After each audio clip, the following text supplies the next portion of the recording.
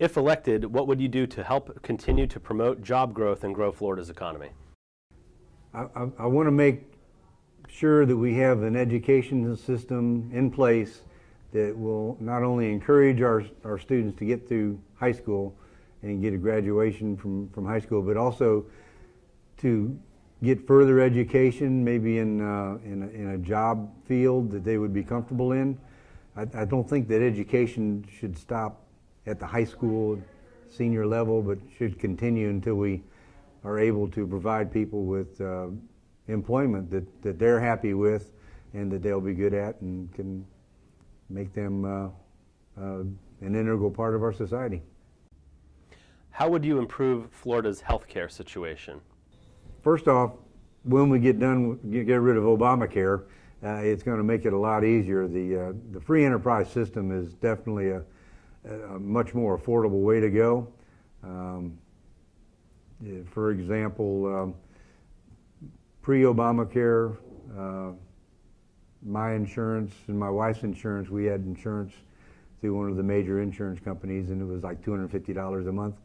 Our cost for insurance under the new plan was $1,600 a month, which was really not a very affordable thing for somebody, because it was based on age and income, and income is anything over $30,000.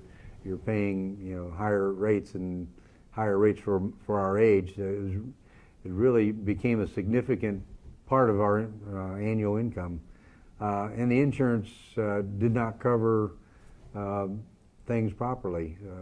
But there's other ways to save money in the healthcare system. My background is pharmacy, so I'll give you an instance in that. Pharmacists in an outlying area where there's not physicians would be able to do simple tests for a patient to see if they had something like strep throat, which would mean that they would be able to get treatment without having to wait for days, if they could even go to see a doctor. Some people just can't travel an hour in one direction to see a physician, but there's drugstores everywhere. So that's one way there.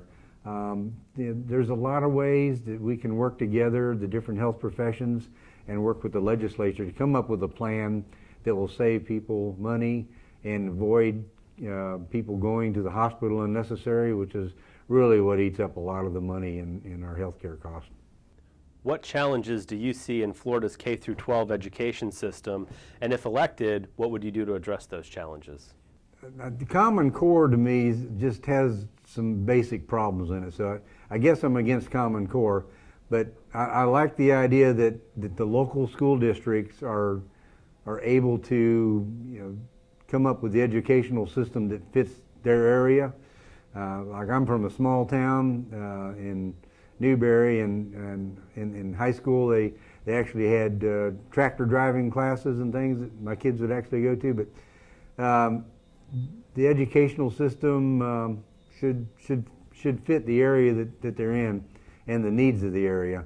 All my children went to college, and 3 of them have got degrees from college, and yet their experience in high school was positive, and I'd like to see that type of experience. I have my oldest son's a teacher, my wife's a teacher, I taught college, my youngest daughter was a teacher, and I have a daughter-in-law as a teacher. So we all hold education with a high priority. But unlike some people, when come across the question, I'm not going to rely just on my gut instinct or even a couple people that are related to, but I will continue to seek answers and comments from people that are in education. I've already had a couple of teachers that have volunteered to talk to me every time an education degree question came up. So I want to work with all the groups that are dealing with education to make sure that we get a system that's viable for our communities. My name is Tim Rogers. I'm running for State Representative, House District 21, and my website is www.votetimrogers.com.